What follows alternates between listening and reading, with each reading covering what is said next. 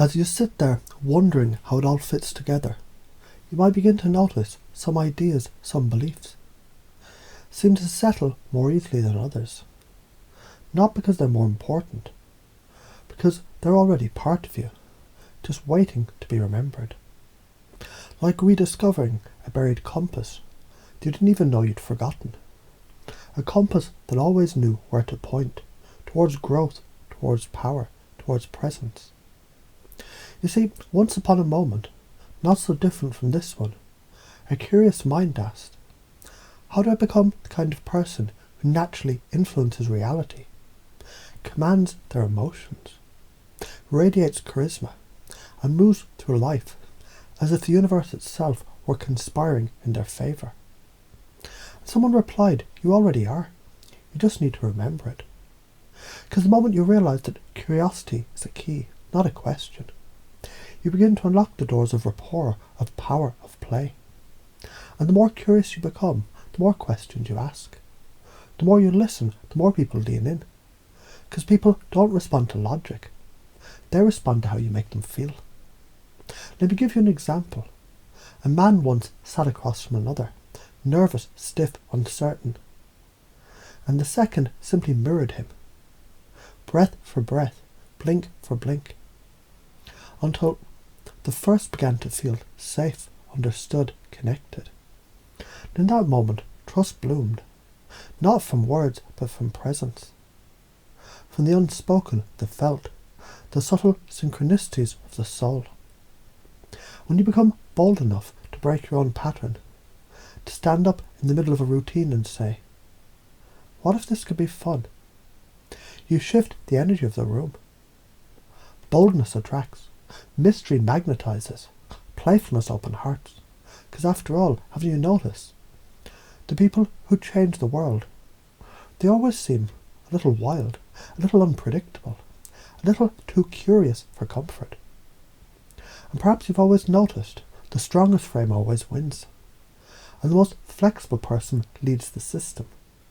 So what happens when you become the strong and flexible one? Let me tell you a secret wrapped in metaphor. A river flows strongest, not when it resists the rock, when it dances with them, shifting, redirecting, always moving forward. What if you're like that river? What if your obstacles are merely invitations to turn, ever so slightly, to find a new path forward? And as you imagine that, you might begin to feel something shifting, a slight breeze of confidence, a rising warmth in the chest, or maybe a quiet voice whispering, you're already made for this. You were made to lead with your energy, to inspire through your state, to influence not by force but by frequency. People mirror what you give them. Give them fascination. They'll hang on to your every word. Give them calm, and they'll melt into safety.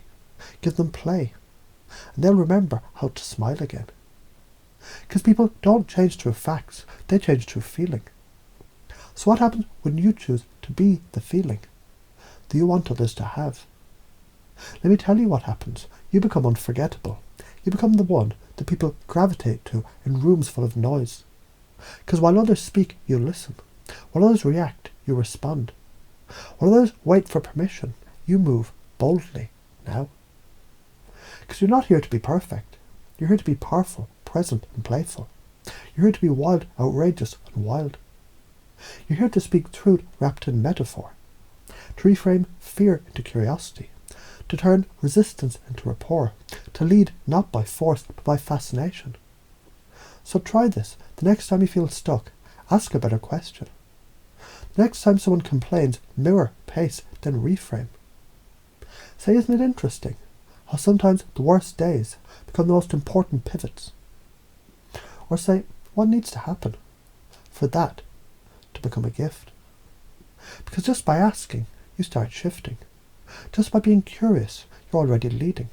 Just by deciding right now, in this moment, to embody these beliefs. To let them breathe into your body like oxygen. To let them stretch out into your posture. To let them echo in your voice. An anchor into your breath. You're becoming exactly who you were meant to be. A force of influence. a source of light, a presence that transforms. And perhaps the real question now is, what will they remember about you, long after the words are forgotten? Will they remember how you made them feel safe, curious, seen? Or will they remember how you made them laugh in the moment that they needed it most? Or maybe they'll remember you simply as the one who looked them in the eye and said, "You've always had the power." Now I wonder what happens when you begin to act like it.